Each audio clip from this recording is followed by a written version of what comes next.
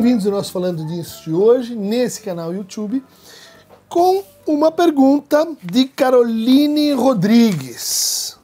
Christian, gostaria de sugerir um vídeo sobre o olhar da psicanálise para a necessidade humana de falar mal do outro, ou seja, fofoca. Abraço, adoro seu canal.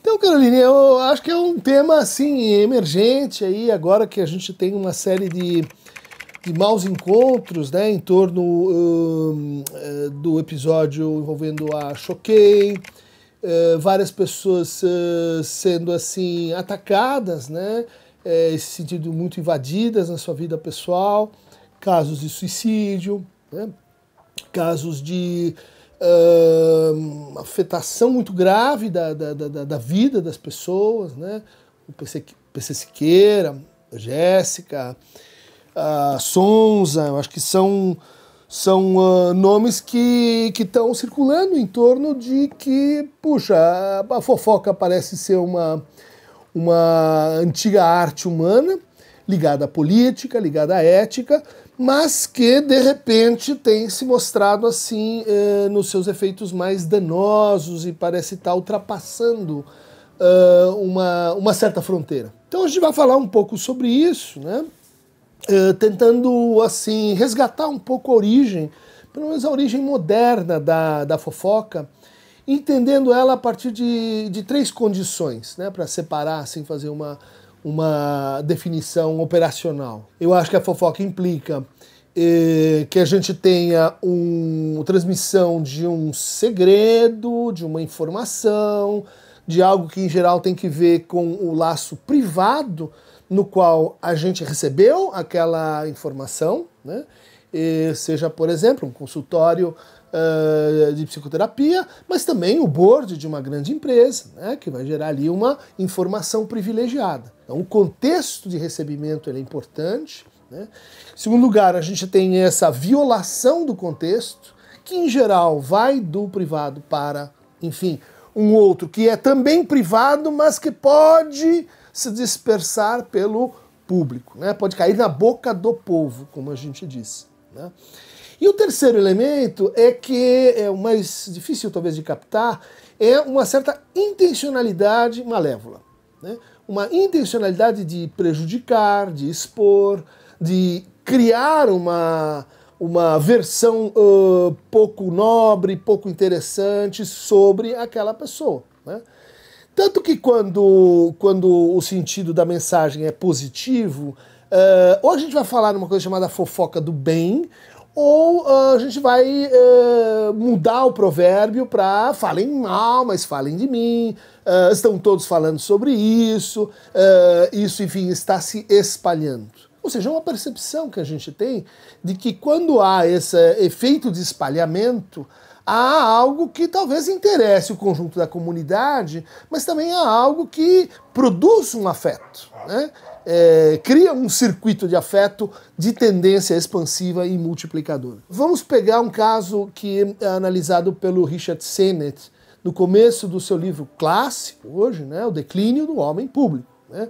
Um caso que se passa ali por volta de 1700, onde a gente tem um editor de um jornal que se torna então político, uma pessoa assim pública, e que então vai se candidatar a um órgão público, e um jornal concorrente denuncia que aquela pessoa está fazendo orgias, aquela pessoa está fazendo assim libertinagens, que aquela pessoa ela bebe, ela faz coisas horríveis na casa dela. E esse é um marco, né, para a gente dizer assim, poxa, isso aqui é uma fofoca feita por um jornal contra outro, contra uma pessoa de alta valência política. Para, né, efeito de contraste, o Sennett mostra como isso destruiu a reputação de quem denunciou e não do denunciado.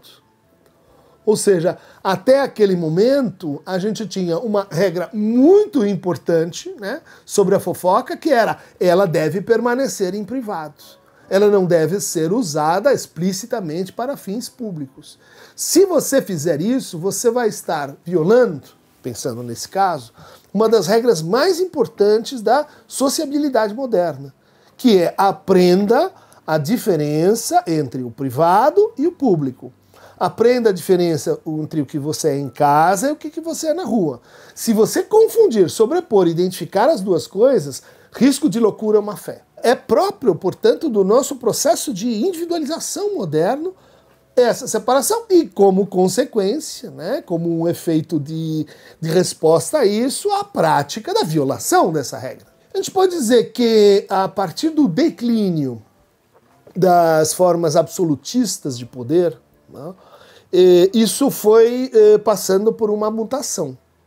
Por quê? Porque quando a gente já tinha uma sociedade baseada em reis, princesas, príncipes, duques, barões, condes, quando a gente tinha um poder organizado em estrutura de corte, o que tinha ali no fulcro desse poder? A junção entre o rei enquanto governante e o rei enquanto pai de família. As duas coisas estavam sobrepostas. Aliás, se descobriu recentemente que aquele quadro tão comentado pela psicanálise, né, pelo Foucault também, As Meninas, do Velázquez, de 1650, se não me engano, era um quadro para ser apreciado de forma privada pelo rei. Não era para todo mundo ficar vendo. É para ele, o rei, refletir sobre o que é a sua condição pública, a sua condição privada, a sua família, o que ele representa, como é que ele vai se virar com esse imbróglio. Então a fofoca surge nas cortes porque, se o rei tem essa preferida, isso pode mudar toda a geopolítica, isso pode mudar o sistema de casamentos e preferências, né? Como a gente vai ver nesse filme recente, recomendo a vocês, né, chamado Madame du Barry, que era amante do rei Luís da França e que, de certa forma, está ali no início da Revolução Francesa, né? Onde, ou seja, a gente tinha uma cultura onde ter amantes era parte do jogo.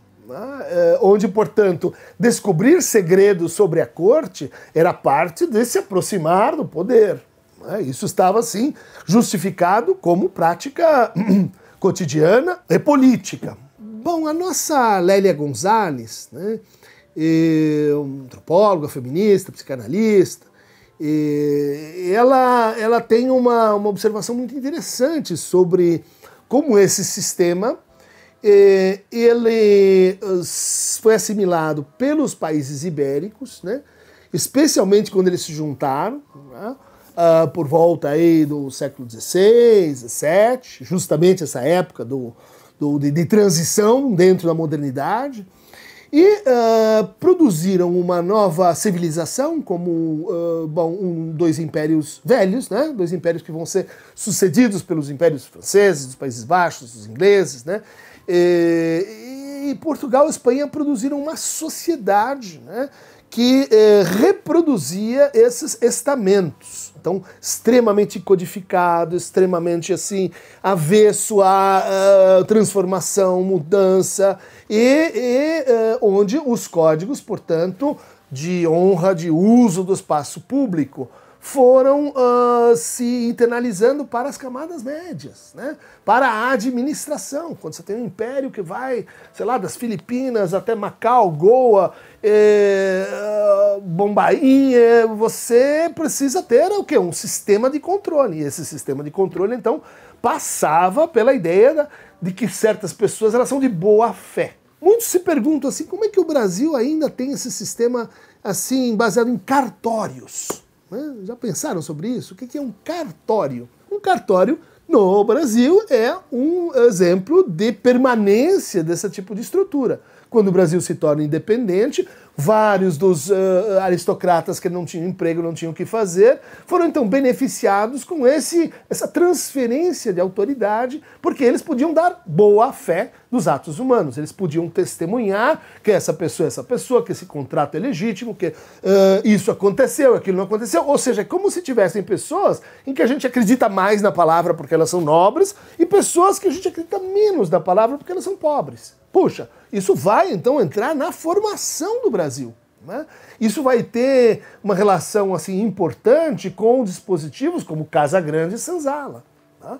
Onde a população oprimida encontra na fofoca, encontra nas informações que circulam, um sistema de proteção. Um sistema de dizer, olha, a gente precisa estar informado, né? Porque as transformações, as decisões não passam por nós, nós vamos ser afetados por isso. Também vamos tomar o seu trabalho interessantíssimo do Ronaldo Vanfas, né? O Trópico dos Pecados, onde ele vai dizer, a gente tinha um problema aqui com as confissões.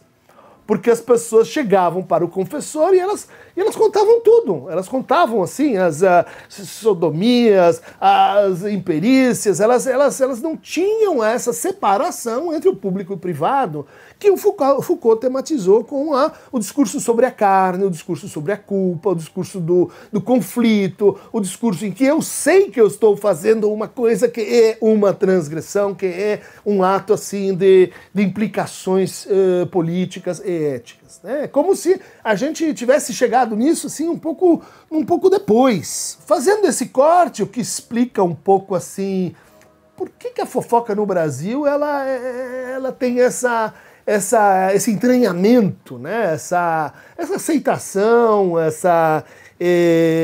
vamos dizer assim, esse traço talvez cultural.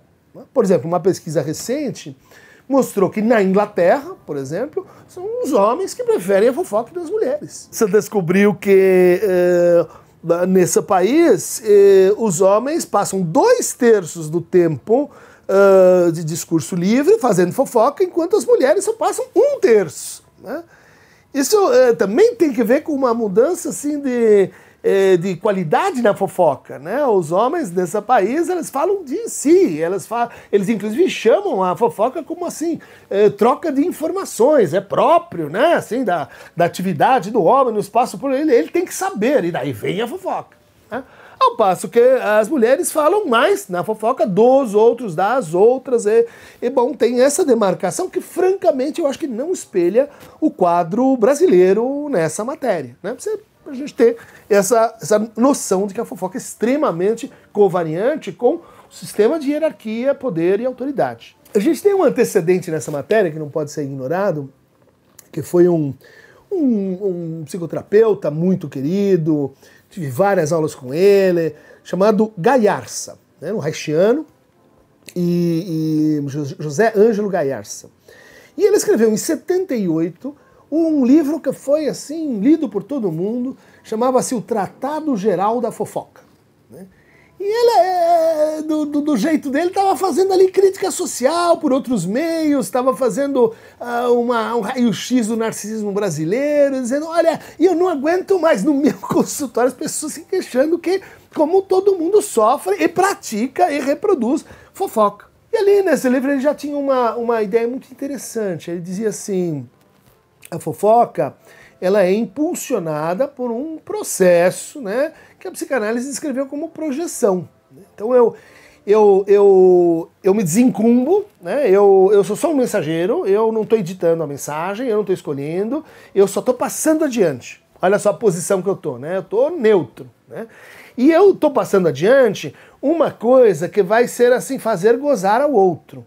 Portanto, o que eu estou fazendo? Estou me enganando, ou pelo menos brincando de enganar a mim e ao outro, dizendo que eu não gosto de saber dessas coisas terríveis sobre os outros. Mas quando eu passo, eu vejo o gozo do outro e eu pego um kleiner Stück, um pedacinho desse gozo de volta. É a mesma estrutura da piada, do xiste, que Freud descreveu no texto 1905, xistes e sua relação com o inconsciente. Bom, mas o Gaiarsa vai adiante, ele diz assim, até aí, piada é piada, piada faz parte da cultura, é outro traço do humor, né? Humor assim que o brasileiro tanto gosta, mas aí vem o elemento corrosivo, que não é o fato disso poder prejudicar aquele de quem a gente está falando, onde a gente vai chegar. Mas o elemento corrosivo é que o fofoqueiro não se transforma. O fofoqueiro, ele no meio desta operação, ele sai igualzinho a como ele estava. Ou seja, ele não paga o preço, ele se desincumbe da implicação com a sua palavra, ele não tem consequência nenhuma sobre o que vai lhe acontecer e continua, vamos dizer assim, naquele modo de relação com a política, com a ética, com a moral, com os valores, com os bons costumes ou os maus costumes, e isso fica do texto do Gaiarsa. de fato, fofoqueiros profissionais, aquelas que gostam só mesmo de expor a miséria humana, trazem uma questão que eu vou dizer assim, antes de ser uma questão de ordem pública, de legislação, de regulação, é uma questão interessante para a ética, se não da psicanálise, da psicologia.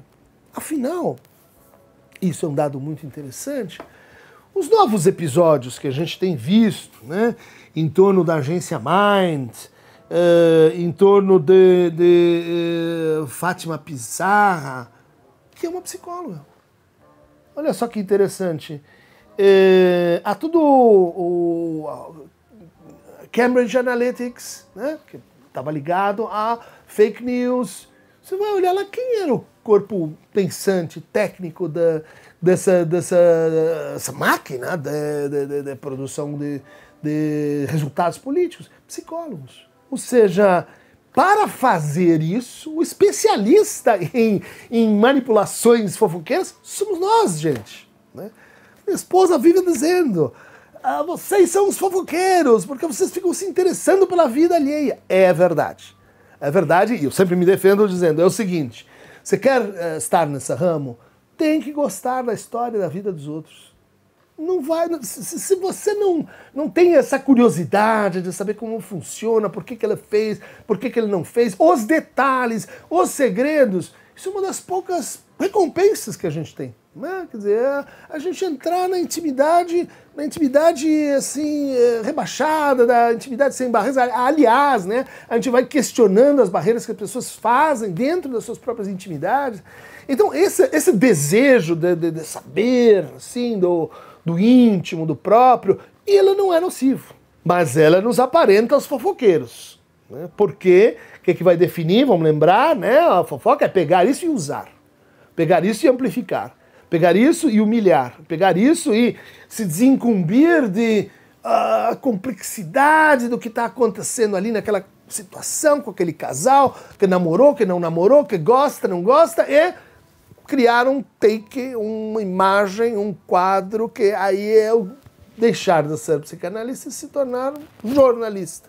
Se tornar, assim, influenciador. Se tornar alguém que vai querer, assim, passar uma versão específica da história. Né? Portanto, abandonando isso que talvez caracterize a nossa atitude diante das misérias humanas que vão aparecer ali, que é a atitude trágica.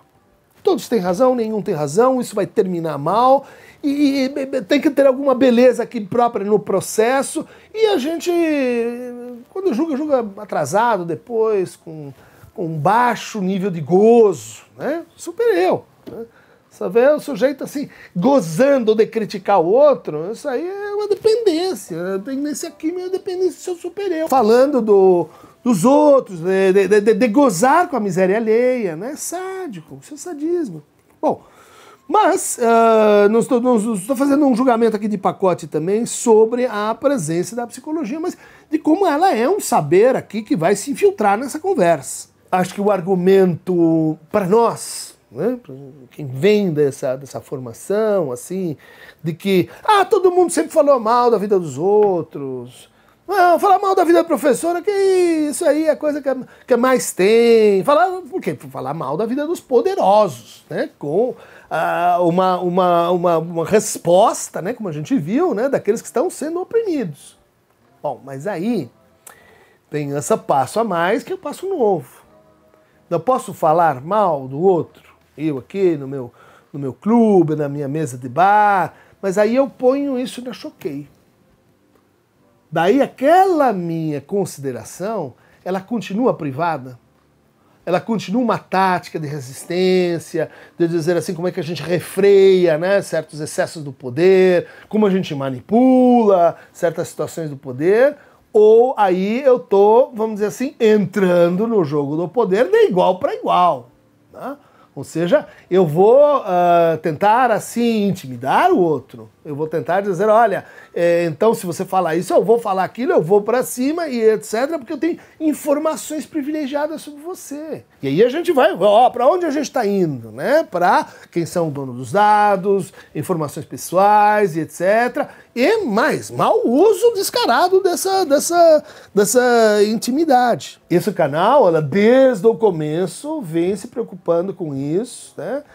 Vejam lá o incidente em torno da Carol Conká, da Pipoquinha, que a gente não pôs a público, mas fez um especial para aquelas que estavam mais aqui dentro do canal, né?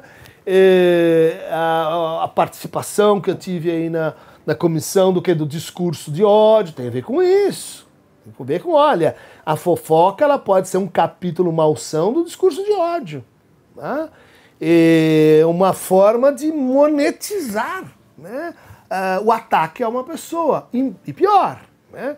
E isso que a gente questiona, inclusive quando pensa assim, ética da psicanálise, da psicologia, não sei se todo mundo vai concordar, mas fazendo uma aproximação assim, né? Essa ética é dialogal. Quer falar? Tem que ouvir. Quer falar? Então vai escutar a resposta. Quer falar? Vai dar direito de resposta. Vai, opa, então me corrige. Então não é assim. Então como é que faz? Vem pro debate. Vem pro debate. A gente, por exemplo, escreveu um livro, Psicanálise é Bobagem. A gente vai pro debate. Pode ser que sim, pode ser que não. Me parece extremamente pernicioso para a nossa época aquele que diz assim, não, mas eu não me meto, isso aí eu não... o espaço público eu não vou. Faz parte da regra desse negócio, né? Quer dizer, bobagem pouca, né? Ciência pouca bobagem, né? E vamos ler aí o livro que eu escrevi com o Gilson Iannini sobre essa matéria, vai na mesma direção, né? Por quê? Porque me parece muito assustador que dentro da psicologia tenha se instalado uma conivência com este discurso. Em nome de, se não é proibido, é permitido. Se sempre foi feito, então a gente continua. Será, gente, que isso não é um capítulo assim... A gente ri dos médicos quando eles fazem essas tretas, né, como se diz, né, quando entra na faculdade... Quando acontecem os trotes, eles andam lá pelados. Olha só que coisa ridícula. Nossa profissão, palavra. Que coisas ridículas nós não estamos fazendo com o uso da palavra? Que coisas inconsequentes nós não estamos fazendo com o uso da palavra? Não sei. Fica aí o aviso. É para chamar a lei, então a gente vai delimitar. Talvez precise, não sei. Me assustou muito aqui a reportagem, né? Crise da fofoca atinge maiores agências influenciadores. Crise da fofoca? E aí passou uma das encarregadas aqui da monetização, né, da banca digital, ligada a Mind, ligada a Choquei, diz que não sabia que não tinha regulação.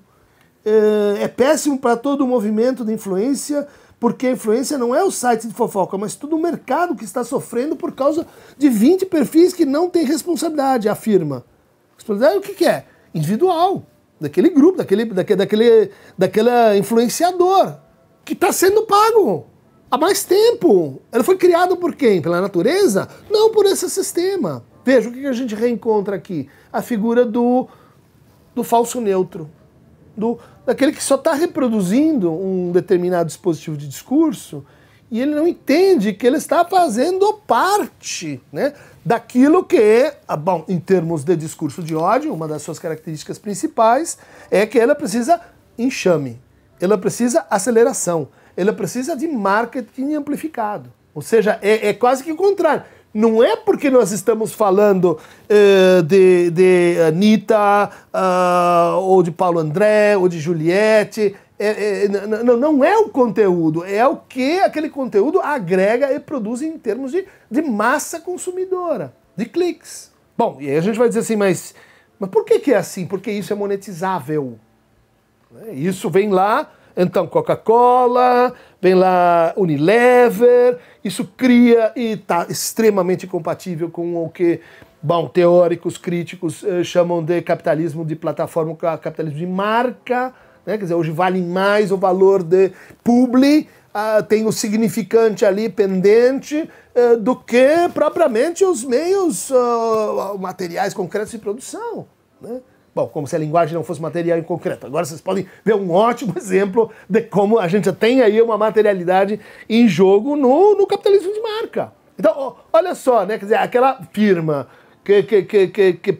que precisa de exposição, basicamente isso. Procura aqueles que estão gerando exposição e vão tendencialmente cruzar a linha do razoável, né? É como se fosse um jogo assim. Tem a fofoca defesa, a fofoca resistência, espionagem. De repente você se tornou um abusador. De repente você está praticando discurso de ódio.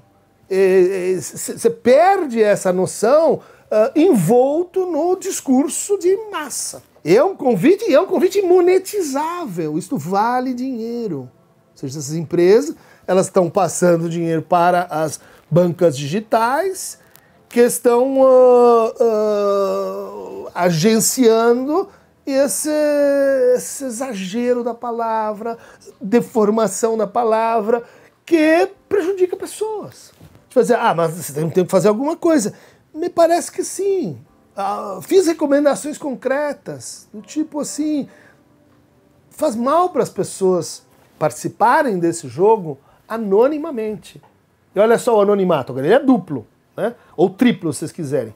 É da instância fofoqueira, é de quem paga a instância fofoqueira, porque ela aparece lá, parece que está assim, nublada na paisagem, está velada, né?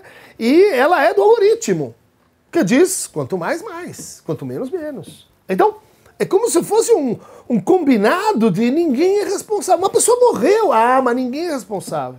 Vamos voltar, então, a Marx, as teses do Durkheim, não é bem assim, a gente não manipula as pessoas, ninguém se mata pelo outro. A gente não concorda com esse tipo de leitura assim, causalista e nem de sofrimentos. Mas a gente também não concorda com uma posição, vamos chamar de cínica, vamos chamar de ingênua, vamos chamar de desinformada, vamos chamar também assim, tô sabendo muito bem o que eu estou fazendo, mas continuo fazendo mesmo assim. Enjoy your symptom. Vamos ler esse livro do Zizek, que é já lá nos anos 80, ela dizendo isso aqui vai dar naquilo lá. Então, fica dado aí o recado, né? Acho que são dois movimentos. Um movimento em que a gente precisa combater o anonimato nesse sentido. Não o anonimato de quem está lá descobrindo uma coisa, uma informação que devia ser transparente, não é, dentro do governo. Não, esse anonimato. Não é tão difícil assim saber qual é essa fronteira e preservá-la. Segundo lugar, né, na nossa definição, bateu, criticou, tem que ter o direito de resposta. Mas a gente faz uma nota e daí esclarece. Não. Eu quero a mesma monetização. Mas aí dinheiro, A gente tem que inventar processos de controle, autocontrole daquilo que está por trás dessa estratégia. Então, seja a Big Tech, seja a empreendedora de atores e de influenciadoras, seja a banca digital, é o risco do negócio.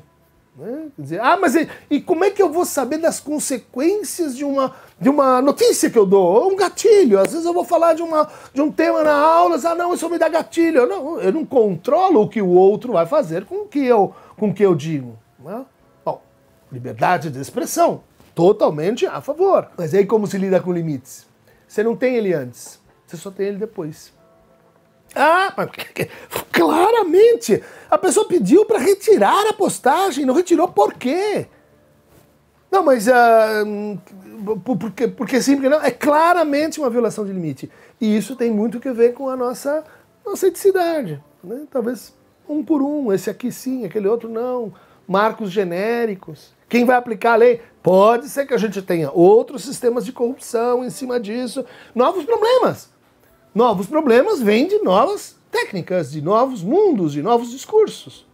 Precisa fazer frente. Então, anonimato, regulação digital, de alguma forma, mas me parece que a que seria mais eficaz, né? A que seria mais interessante é controle social difuso, né? É controle de, olha assim, nós estamos aqui numa conversa com uma conversa. Gritou, falou alto, foi mal educado. Tem jeitos de baixar a bola, não é assim, vamos conversar, né? Refaz, pede desculpa, vamos em frente. Mas no digital não tem isso. Por isso não lê comentário. Por isso eu digo, leia o comentário sim. E sempre que tem algum tempo, respondo. Por quê? Porque a gente se criou uma cultura monológica. Da gente deflaciona a patologia delirando. E tudo bem. Deixa ela falando, porque sozinho cada um pode fazer o que bem quiser. Isso não faz bem. Isso não faz bem. Isso tem efeitos e que as mediações precisam ganhar mais força. Quem é que está em condição de fazer mediação disso aqui? É o juiz? Pouco. Mas são jornais, né? São as agências, né, de checagem, né? Sleeping Giants, né? São as agências que trabalham em cima de, bom, como é que a gente faz para lidar com fake news. É esse tipo de coisa que a gente, assim, não está dando a devida atenção. E eu acho que deveria impulsionar mais, né? Inclusive o debate como a gente tem aqui nesse canal. Para uma leitura assim, sobre como isso está na raiz assim, da cultura brasileira, eu recomendo essa coleção dirigida pelo Fernando Novaes, Lilian Moritz Schwartz, né? História da Vida Privada no Brasil, vários volumes, né? Tem aqui tem 4, em vários momentos eles vão falando, né, de como é que nós temos essa complicação aqui, né? Essa barafusta nossa que é o privado e o público assim misturado. Talvez isso tenha uma relação com o fato de que somos grandes consumidores de fofoca, de linguagem digital, de WhatsApp e de toda essa encrenca na qual estamos metidos. Então, para quem quer mais segredinhos sórdidos, mórbidos, para quem gosta de ficar fazendo por trás, nas costas, sempre ali no cafezinho, clica aqui no Aqueronta, que ela vai ter uma resposta para você, que é uma dessas 3. Mas eu não vou pôr no ar, porque isso seria extrapolar os registros mas cada um pode imaginar. Opa, dessa vez o Aqueronta mandou uma resposta aqui online. Tive na Tunísia agora, também em Istambul. Temos uma mensagem direta, né, em árabe, sobre esse nosso tema. É um ditado que diz assim: quem não sabe ser como você tentará odiar as pessoas por você. That's it! Vamos lembrar que os mouros estavam lá em Córdoba, participaram da formação da cultura ibérica, estão aqui entre nós. Gente, é isso aí, ó. Repete. Quem não sabe ser como você tentará odiar as pessoas por você. É isso que o fofoqueiro faz. Odeia por procuração. Aqueronta Movebo, convocado para o fight contra Choquei. Vamos ver quem vai sobreviver. Obviamente, acho que a Aqueronta já está morto e vai continuar assim. Beijo!